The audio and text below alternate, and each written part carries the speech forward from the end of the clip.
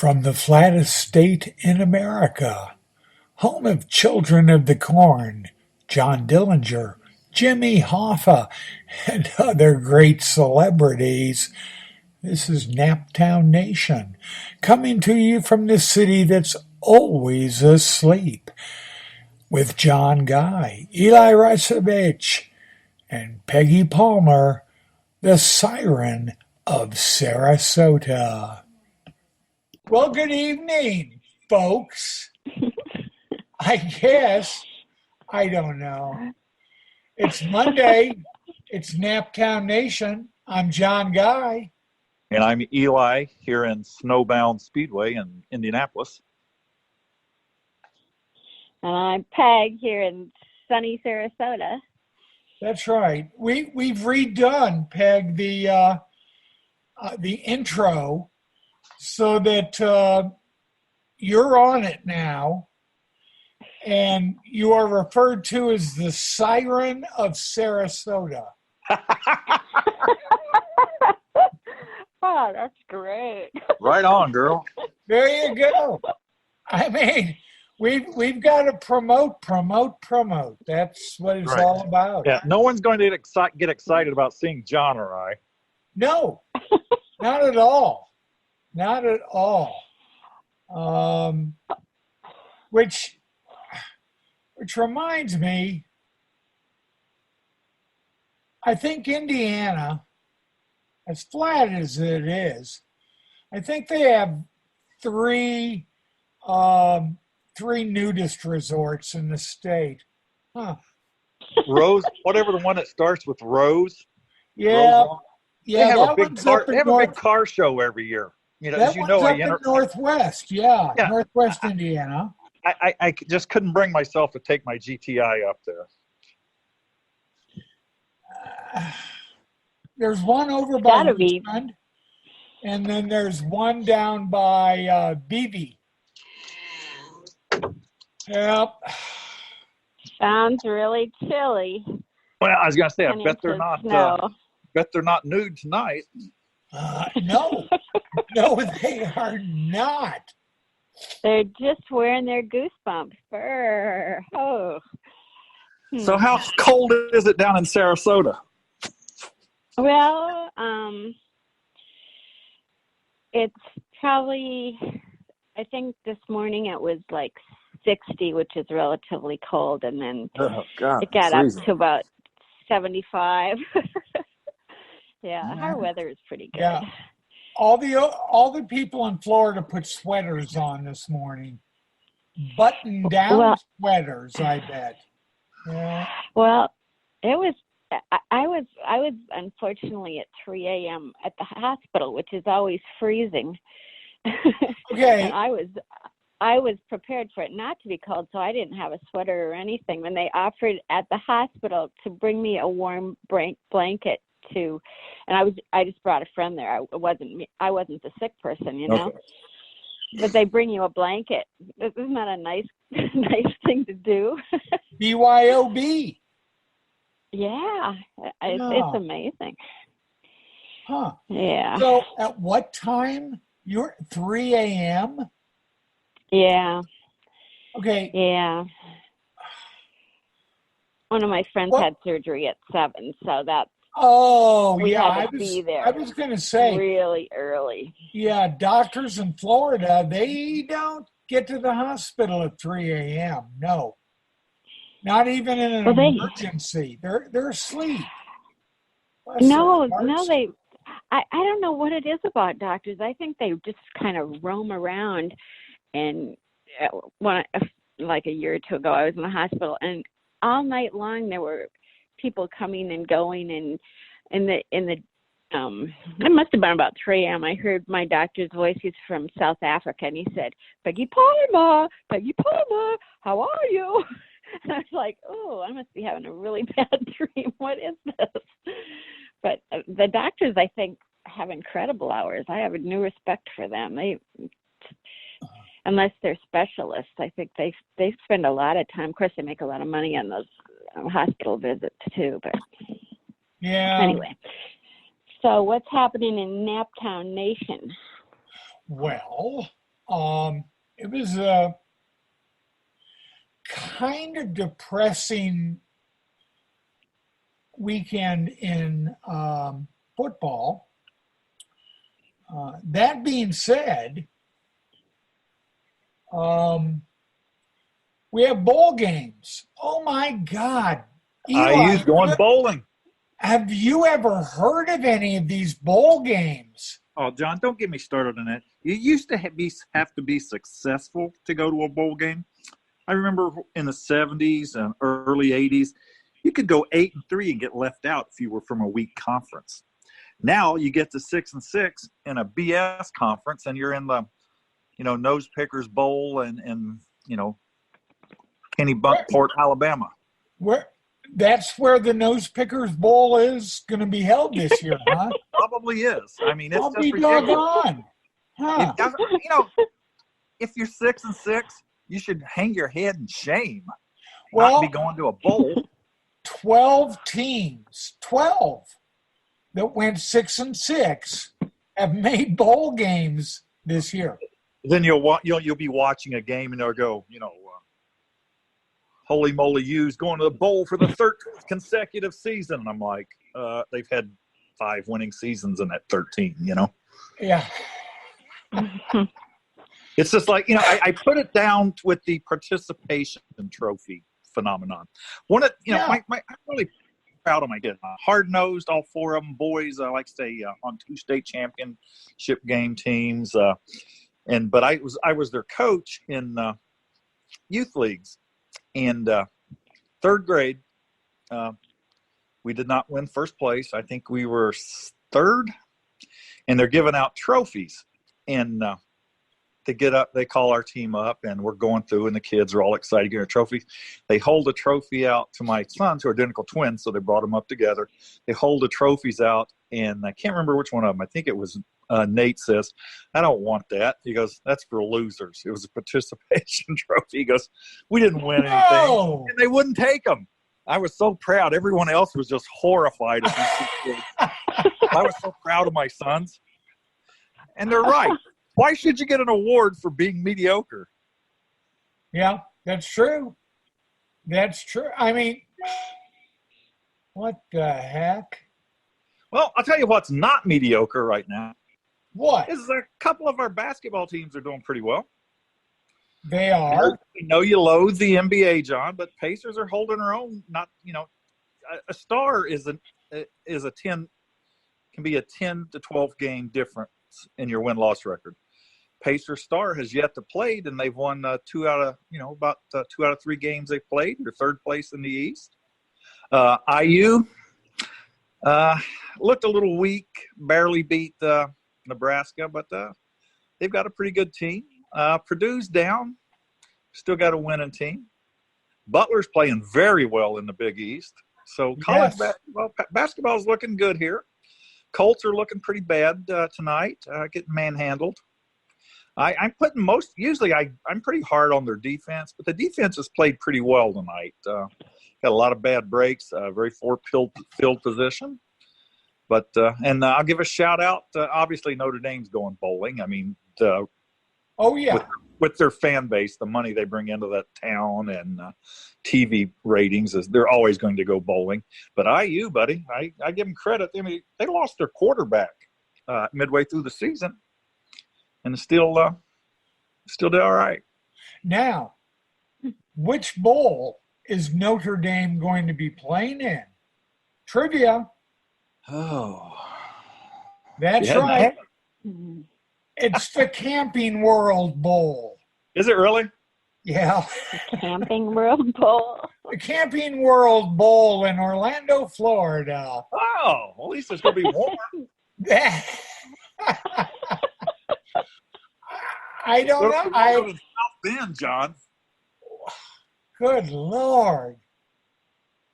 I mean, at least Arizona State is playing in a bowl that people have heard of, the Sun Bowl. Yeah, Sun Bowl used to be a big one. It used to be. Mm-hmm. Who are they playing, though? At least Notre Dame's got a real opponent, though. They're playing Iowa. But then you have bowls like the famous Idaho Potato Bowl. the Lending Tree Bowl. Oh, yeah. If you lose, they come and take your university. Is that the way it works? That's a title loan. Title loan.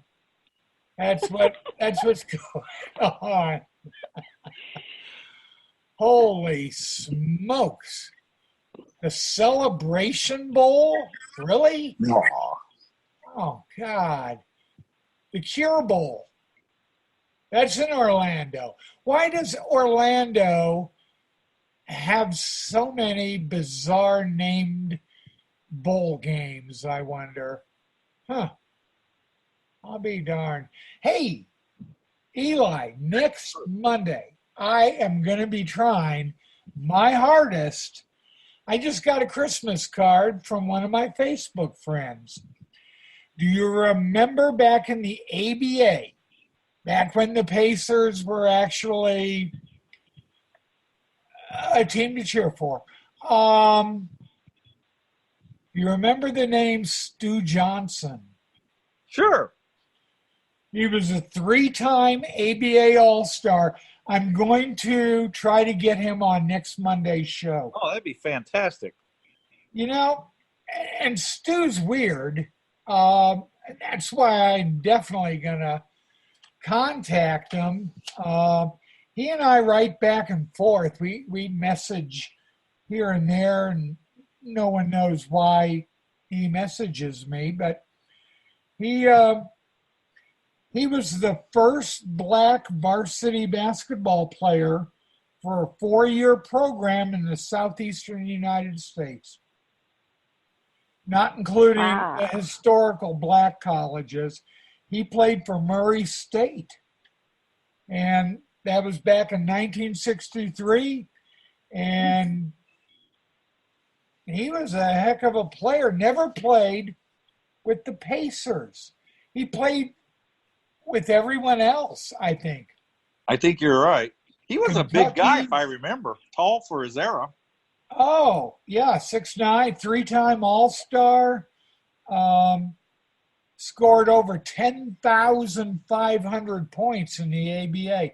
Never played in the NBA. And he played, oh my God, we got to talk to him. I'm pretty sure he played for Wilt Chamberlain. Wow. With the San Diego Conquistadors. Gosh, I remember those. Memphis Sounds. You're pulling them all out there, John. Carolina Cougars, they had a good roster. He played for the Carolina Cougars, the Houston Mavericks, the Pittsburgh Pipers, the Pittsburgh Condors, the New Jersey Americans. Don't forget the Memphis Sounds. Nets. Don't forget the Memphis Sounds. And the Memphis Sounds. Wow. 9 years in the ABA. And then he went and played in Iceland. Huh. He is 9th all-time in points scored in the ABA. I did not know that. Behind Louis Dampier, Dan Issel, Ron Boone, Mel Daniels, Dr. J, Freddie Lewis, Donnie Freeman, and Mac Calvin. Calvin, yeah. Stu rocked one of those giant afros, too. He wasn't up there. He wasn't quite to Artis Gilmore or Darnell Hillman's size. Darnell Hillman. Oh, my God, what a fro. Yeah, those guys had it.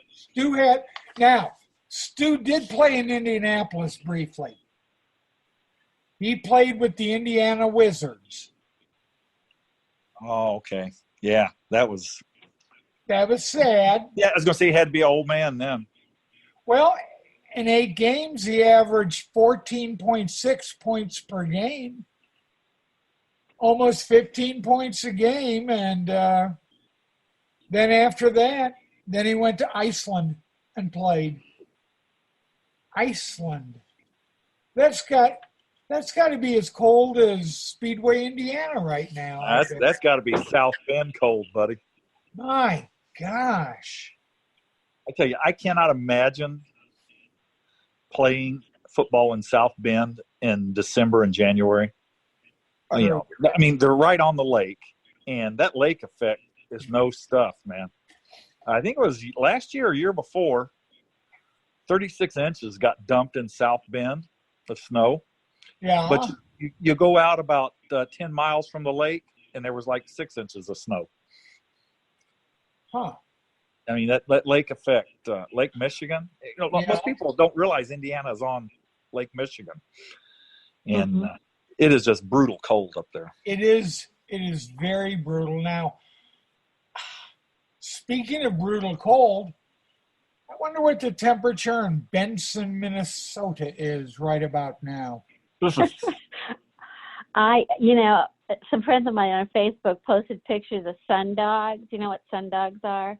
Yes. When it's really, really cold. They had spectacular pictures of sundogs. And I thought, oh my God, it's cold. It's so cold up there. I can't believe it. So I imagine it's below, I don't know, below zero for sure. Oh gosh, yes. Well, it's only 5 degrees warmer here than it is Green Bay, so. Ouch. Yeah. Peggy. Wow. Benson, Minnesota, not a real big town. I mean, it's a pretty small town.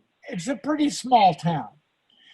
Yeah. Do you guys still put a jalopy out on the ice on one of your lakes and then basically bet on when it's going to sink?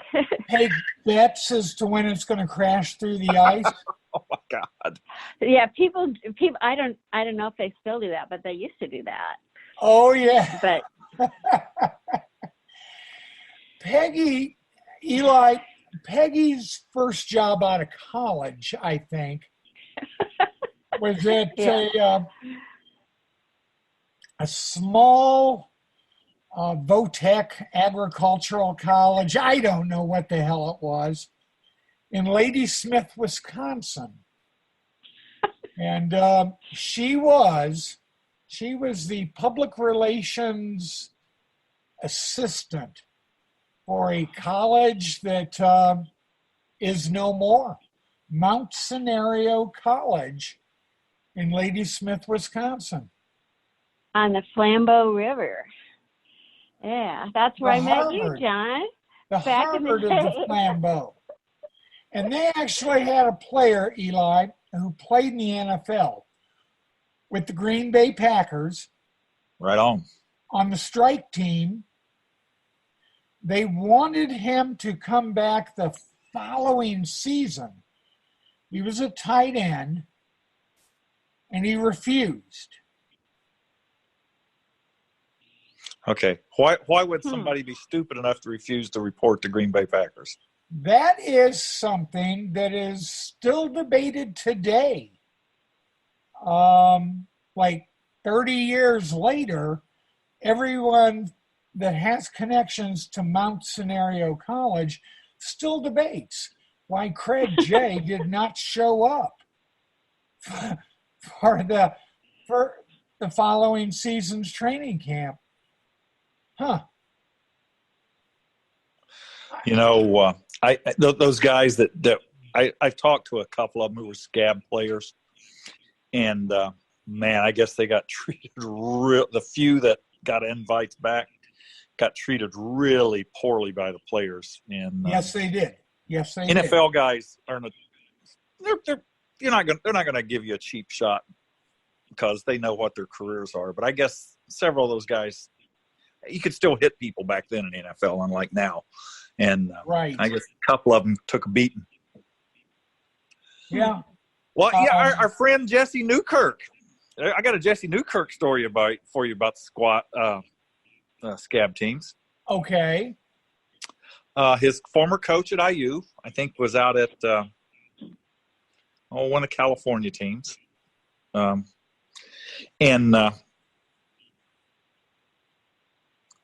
sorry, Jesse was contacted by one of the California teams, and Sam White contacted that team and said, "Whatever you do not invite this guy out there." Are you familiar with the Whites and the Newkirk IU story? Well, Sam was a player in the NFL as a QB. Good player. He was a decent player. He played minor league ball. He was more known for his minor league endeavors than he was in the NFL. But Sam was he was a good journeyman quarterback, and then Absolutely. he coached at IU, right? Yeah. So Newkirk goes there from Decatur Central here. Yeah. IU was supposed to be pretty good that year, and they ended up winning like 3 games. Kentucky was really bad. Everyone had all these high expectations for IU. Kentucky's beating them. IU's quarterback that year went to the NFL, by the way. Can't remember his name. But anyway, IU's down 14-0 at halftime. Coaches got everybody separated. Position coaches are going through everything. White calls them all back up together, says, anybody have anything to say before we go back out there? Newkirk stands up and goes, yeah, you don't know bleep about football. Oh, my God. Several other guys that I know that went to IU on that team have all verified for me that is a true story. So Jesse was let go, no longer a scholarship player, and he ended up going to some small college in Kentucky, I think. Hard to believe. Yep, Jesse. I tell you, Jesse, if you look at his intangibles, the guy was a can't miss. He was enormous. He was unbelievably fast. On the Raiders, he was always trying to talk to coaches into letting him run kickoffs back. Now, I don't want to see a 6'6", 350-pound kick returner, but Jesse always wanted to do it. Well, he was a 1982 Indiana High School All-Star football player there at Decatur. Jesse was so fast to be so big. Huh. And then what? Oh, Lord. Well, he went to a bunch of different colleges. He just couldn't. He did. You know, I liked the guy. He was hilarious.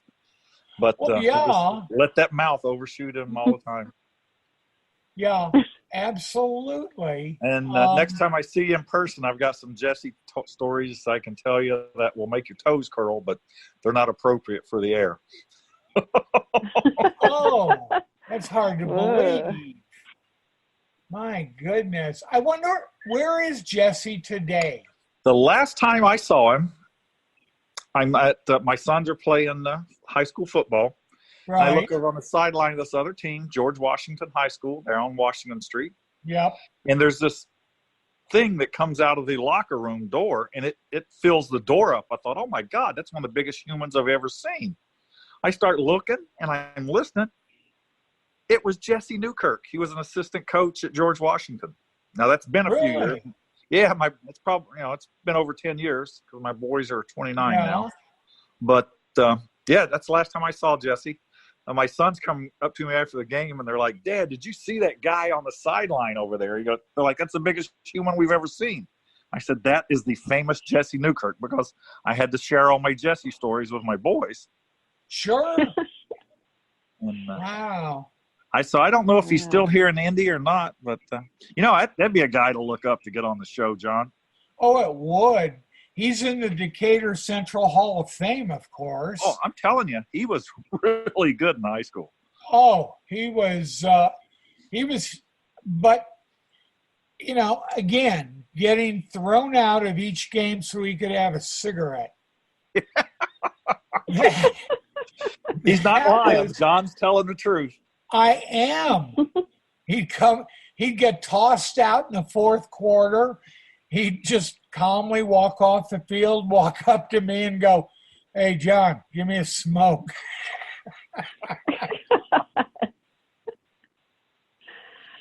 Oh, wow. Yeah, he was interesting. What did he do in the locker rooms at halftime? Smoke cigarettes, drink beer. Okay. I'm going to guess it was cigarettes, John. We're gonna go with that. Sure. Yeah. You had there is a person who was inducted into the Decatur Central Hall of Fame back in 1987 by the name of Cindy Bean Blossom. Seriously. That one doesn't ring a bell. Cindy Bean Blossom. Basketball? I have no idea. That nobody named. No, really? There's bean blossoms and. Well, there's a town south of it's down by Bloomington. Town, but yeah, I mean, I wonder if she's part of that bean blossom family. You mean it was named after people? Most towns in Indiana are. Like Guyan Road up here is named after somebody. Oh. You got to remember, early to mid 1800s, this was the Wild West. This was as far as civilization went. Yeah, that is true. Yeah, you had a lot of Indiana was the Wild West, early 1800s, and they just named these little hamlets after families. Yeah. Well, like Bogstown.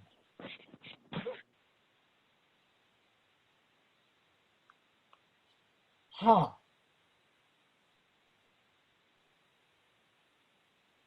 Am I off? No. I'm still trying to. I'm trying Bean Blossom has her own web page. Does oh my she really? God. She has a master's degree, which is... Peggy, you have a master's, don't you? No, I just kept taking classes, but it didn't fit into a master's degree. Oh. Aww. Yeah, no, that's the way I did it too. I did it too. Oh, she's a pediatric something. Well, that narrows it down, John. I'm glad you. Well, she's a PLLC, whatever that is. I have no idea.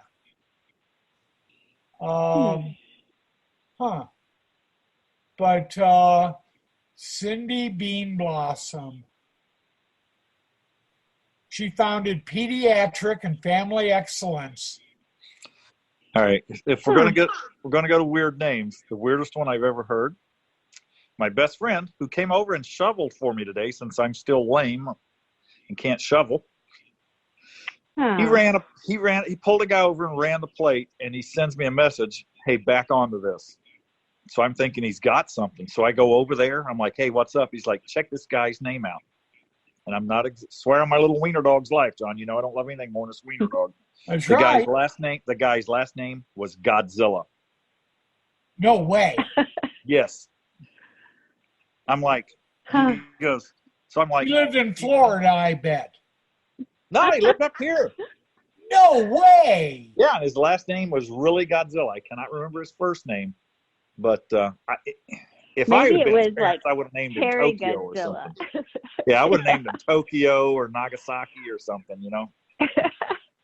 When I was in college at Gustavus Adolphus College in Minnesota, in my class, there was a woman named Fairy Goodwin and another one named Ivy Shoots. Wow. Pretty strange names. Well, there was South Wayne Junior High, fed into Ben Davis where I went, John. Yeah. There was a Mr. Virgin was the teacher. And I'm not making this up. You can guess what his daughter's name was. Ima. No. I am not making that up. Swear on the wiener dog. I'm a virgin? I'm a virgin was her name. That's horrible. It is. I would have wanted to punch him in the throat. You know, my kid, you know, I told you my boys are, I didn't want to know if they were boy, girl, whatever. And I told Chris, I said, if they're a boy, girl, I want to name them Boris and Natasha. Well, you know, she wouldn't have it. She's like, no, having your last name's bad enough. My kids are not going to have jacked up names. And she was right. But, yeah, I think Mr. Virgin needed a quick kick in the pants on that one.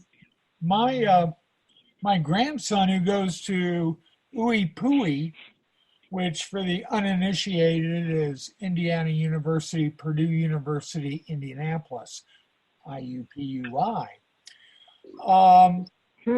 His middle name is Tamerlane, Tamerlane. Tamerlane was a Mongol. He was a terrorist, somewhat like Attila the Hun, somewhat like Genghis Khan. Tamerlane was not a nice fellow. At least he's lucky enough to have a middle name. I don't even have one. Well, really? Yeah, I get tired of writing on federal documents, NMI, because every now and then I find someone stupid enough to ask me how you pronounce it, and I'm like, it's for no middle initial.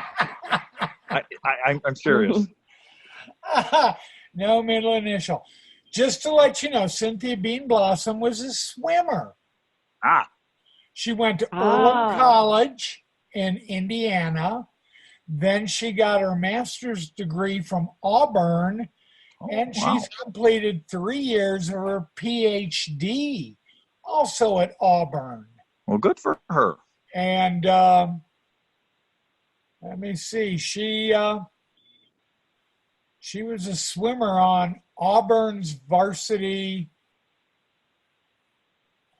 swim team, and she taught the varsity men's swim team. They were the first team in Auburn history to win an NCAA title. Wow. So that's knew what she's doing. Actually, from Decatur Central. Boy, she went far. She had more smarts in her finger than Jesse had in his whole body. Well, that's pretty much true. And I think in Peg's honor, we need to throw in another, just a quick Florida story. A Florida man was accused of groping a woman on a flight, and he was arrested, but he told authorities that the president says it's okay. Only in Florida. I don't know. I think it's probably all over the country. How about the Florida man who made the beer run with a little alligator in his hand? Now, that's a Florida thing. Yeah, we don't have many engagements up here. Ooh. Hey, DNR said that they verified we have had a couple of armadillos, though, John. Where? In Indiana? Yes, sir. Southern part of the state. Really? Really? I'm all excited. I want one. Who wouldn't want an armadillo? Well, they're really cute, but I think they carry like leprosy or some weird disease like that, don't they? Well, see, I've had everything under the sun. I'm a physical wreck, so I'm not even worried about leprosy. Yeah.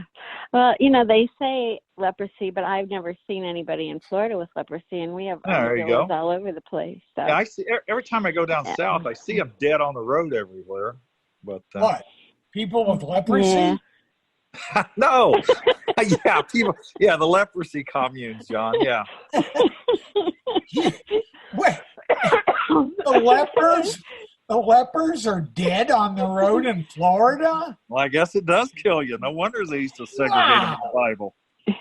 Wow. They even have their own sports team, don't they? But it's a nudist leper colony. The lepers do? Yeah. There you go. They fumble all the time because their fingers fall you off. You have the lepers. Wow. When you get that to be accurate, John? Florida man pulled over for DUI does cartwheels while telling the cops about how much Chardonnay he drank. Have you ever had a drunk do cartwheels for you, Eli? No. Would you? Well, maybe instead of like walking the line, maybe because there's a lot of circus performers and stuff in Florida too. So maybe they had them do cartwheels. Maybe they were bored and they wanted some entertainment. No, don't deviate from the 3 standardized tests. That'll blow up your face in court. Or if the idiot hurts himself, they're going to say, well, he was in your custody. So there's no way in Hades I'd let anybody do something like that. Now, this is an interesting factoid, Peggy. Ringling Brothers Barnum and Bailey Circus. Yeah. We were headquartered in Florida, right? In Sarasota, yeah. We have the Ringling College here, the Ringling Museum of Art, John Ringling's home, right here in Sarasota. During the off season. And you know who else lives here? The guy who walked the tightrope across Niagara Falls. The Valendas? Yeah, Nick Walendo lives here. Yeah. In fact, I met him. They did a commercial here, and I helped with lining up some of the people who are going to be in the commercial for Canon cameras. But I don't think they ever used it. They did a lot of production on it, though. But do you know where Ringling Brothers Barnum and Bailey Circus would basically, when they weren't in Florida during the off season, where they would be? Baraboo, Wisconsin, right? Remember Joe Barabee from Baraboo? Remember him from Mount Scenario? Yeah. Remember Joe? Don't try to link me. You're trying to link me to Mount Scenario College. Don't be going there. Don't be going there. It's, Don't you remember him though, Joe Barabee from Baraboo? Yeah. And his dad was like the mayor of Baraboo. Gosh. That's actually a really kind of cool little town. It kind of is, but Eli, don't they go to Peru, Indiana? Peru, Indiana, Circusville, USA. Circusville is Peru, Indiana, yes. And Ringling Brothers would bring that train up every year to Peru, Indiana. I don't know why. I just don't know why.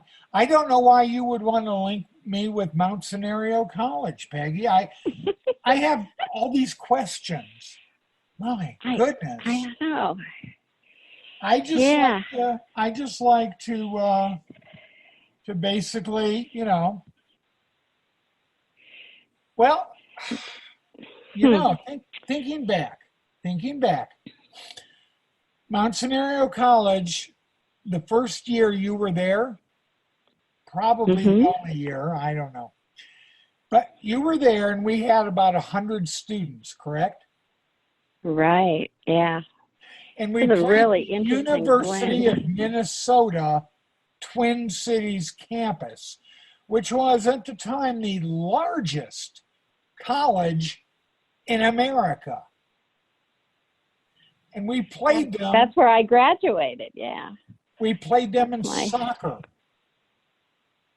Huh. What? And you were on the soccer team, John? I was. But Don, you didn't tell me you were a footballer. I was. I played the Royal Sport up there in Wisconsin for 2 years. Yes. Right on, dude. I love watching football. Unfortunately, my physique was not conducive to it. True. I was built more for American football. Yeah. I played 1 season at Indiana State and 2 years at Mount Scenario and got to play against nationally ranked teams. Right on. Which was cool. At ISU, the game I really remember is we played IU up in Terre Haute. Were they still was IU a power back then like they are now? Pretty much, yeah. I think they handed us our butts. I played against University of Minnesota Duluth. Michigan Tech.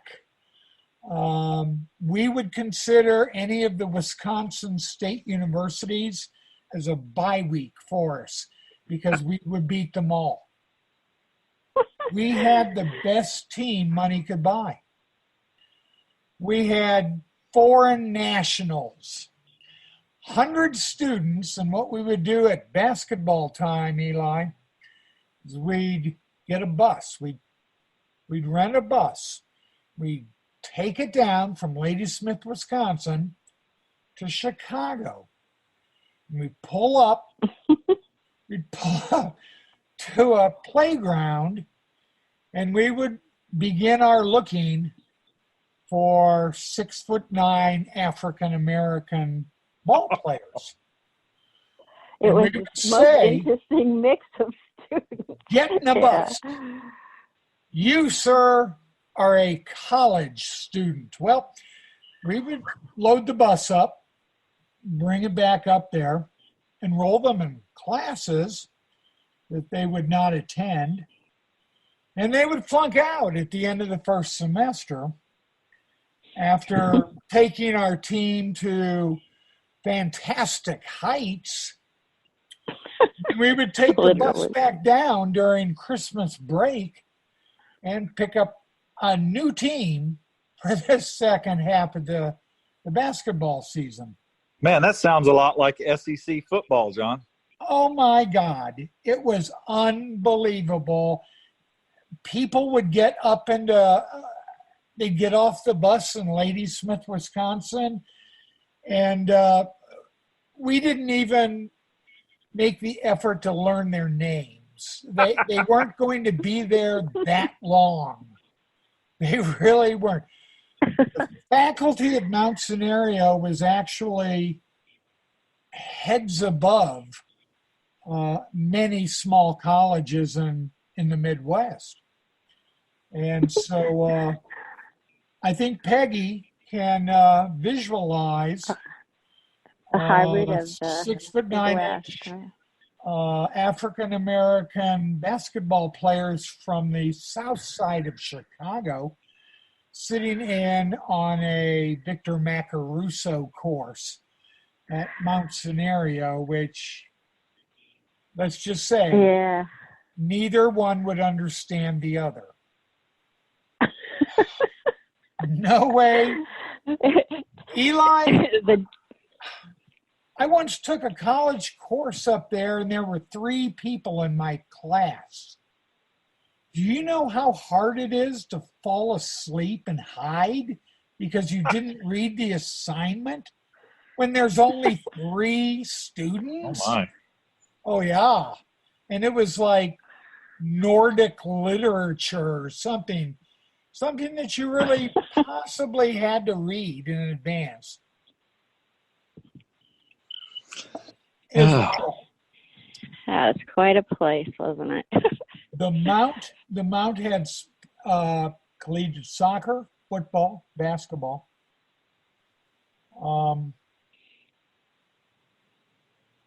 Girls sports, which after that time at Mount Scenario, I went to University of Minnesota Morris campus, and we had really good sports teams there too. And because I was the only PR writer, I ended up doing the sports information, which wasn't pretty really. I was good at listening to coaches because I really didn't understand it that well. But we had these twins, Dennis and Dwayne Kozlowski, who were Greco-Roman wrestlers in the Olympics. Wow. They were big guys. That's common spelling. Kozlowski. Yeah. That's spelling, right? That's an easy one, John. Yeah. Yeah. We went to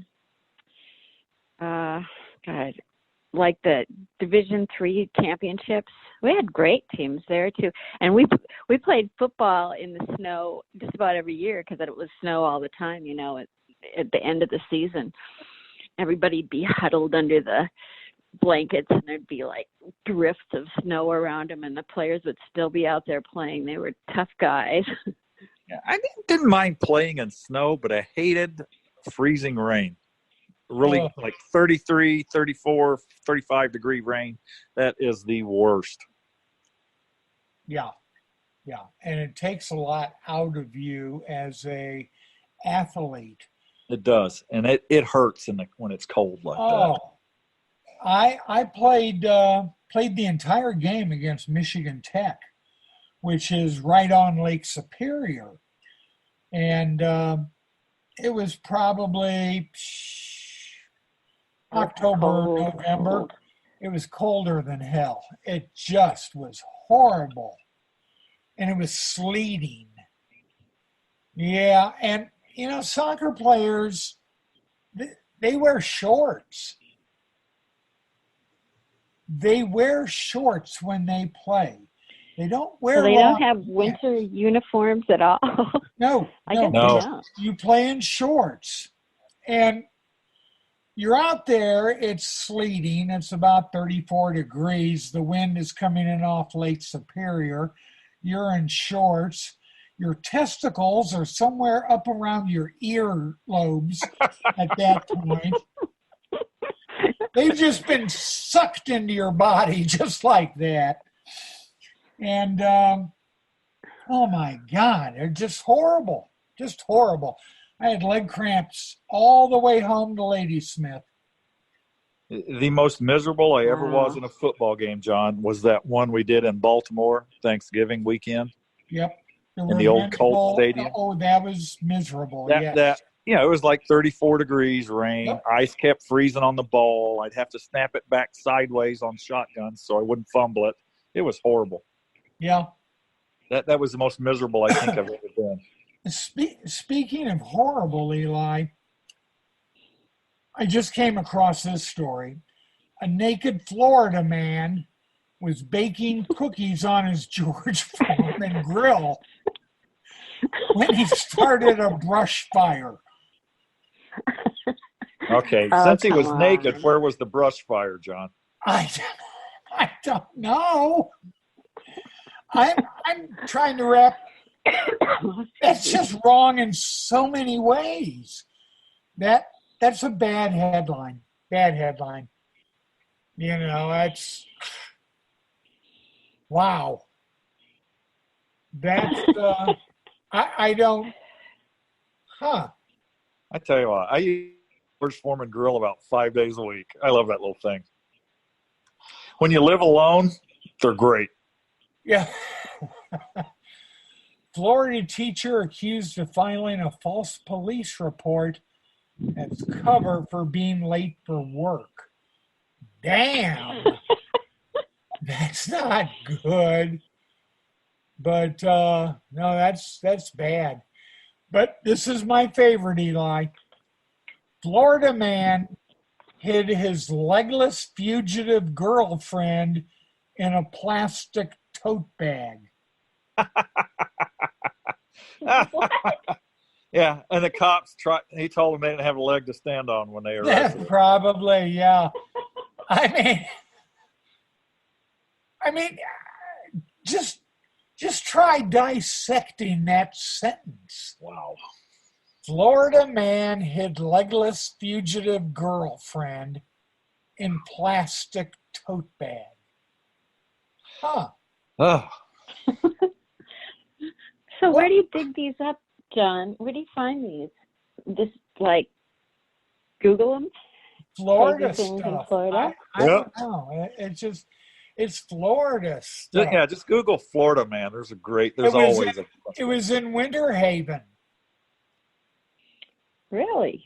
It was in Winter Haven back in 2018, and he was accused of hiding his legless fugitive girlfriend from police by stuffing her into a plastic storage container.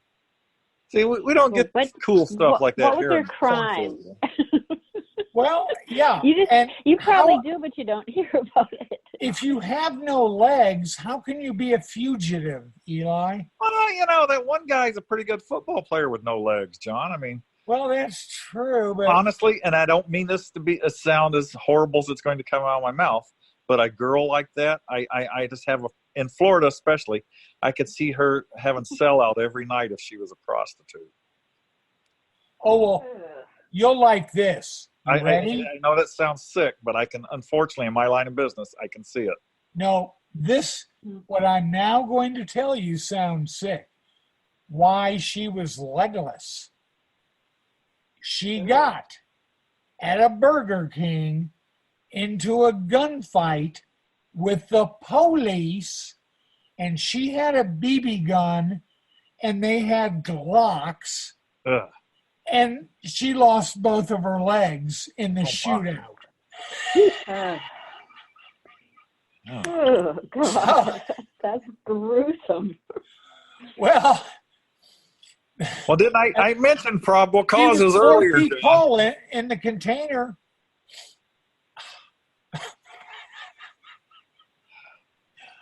Well, she was probably pretty bitter. So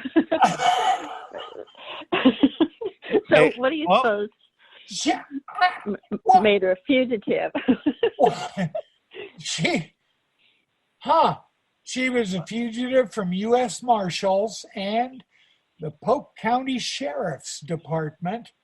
Yeah. And Marshals she probably held, narcotics. she held people hostage in the Burger King with her BB gun. And it ended when the police came into the Burger King. And again, this is a rock, paper, scissors kind of situation. Glocks beat BBs. Absolutely. It's kind of like testicles beat severed fingers. It's just the way it is. John, 5100 Michigan Road.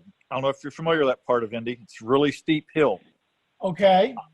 I had a guy get out of a station wagon, old Woody station wagon on me, and flee southbound down the hill in his wheelchair while I was back in my car writing the summons paperwork. I got out, chased him down. I was young then. Filed fleeing from a law enforcement officer, and the prosecutor filed it. And I'll never forget sitting in court, and the prosecutor's like, "Was he in a wheelchair?" And I'm like, "Yeah, read the probable cause." I got a conviction on it though. There you go. Only time I've ever filed fleeing on someone in a wheelchair. Wow. Wow.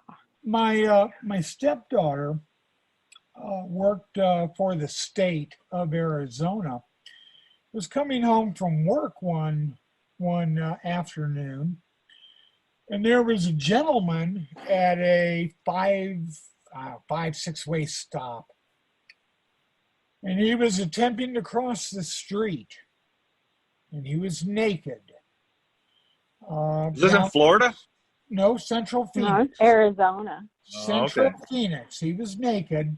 Just checking. Trying to cross the street, and he was having trouble pushing the little button on the walk, signal, so that he could cross the street. Because turns out he was not attempting to push said button with either of his hands. John, I knew where you're headed.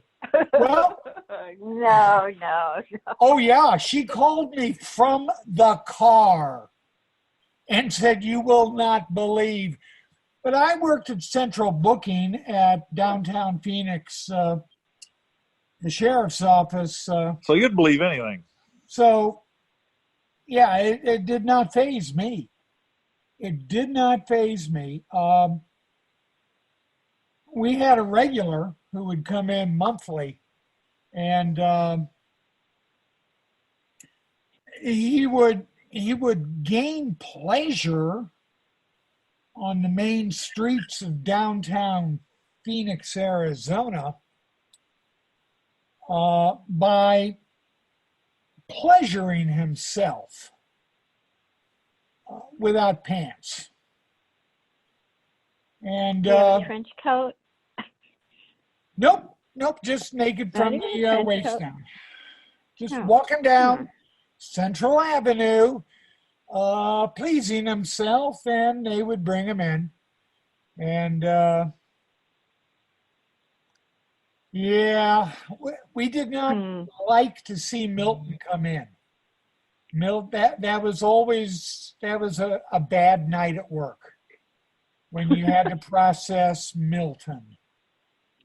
Milton the masturbator. Anyway. Did you keep clothes for him so he had something to wear when he was in jail? Yeah. You put on a paper suit. You give an inmate. Well, Eli knows this to be true. You give them a paper gown. And the reason for that is you cannot hang yourself with a paper gown. Paper gown. Ah. It's paper. And well, unless you got something on Hillary Clinton, then you can. Then you can. Yeah. Sure. But no, it's. I thought they isn't that where they put the inmates in pink jumpsuits or something? That is correct. Joe? Yeah, John was in big time, man. Pink underwear and black and white striped chain gang looking outfits. Yes. And the women on the chain gang, they had to bury babies. Yeah, that stinks. That does. What? That does.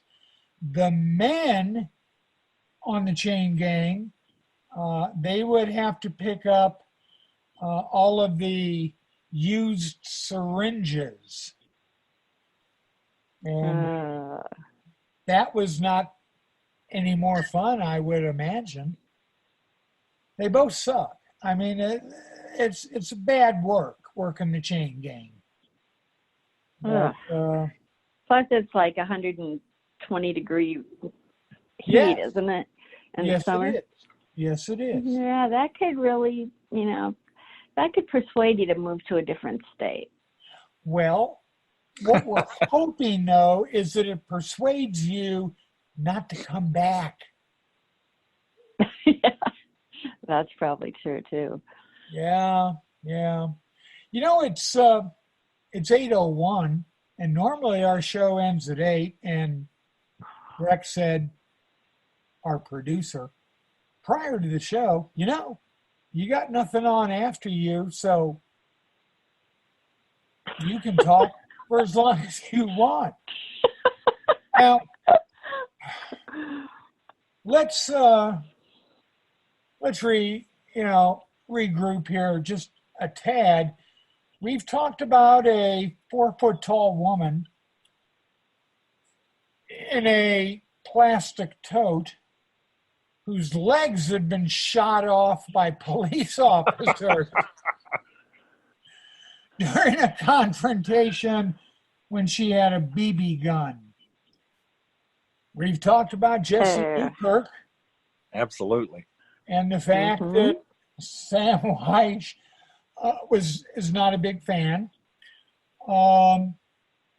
We've talked semi-pro. We've talked basketball. Yep.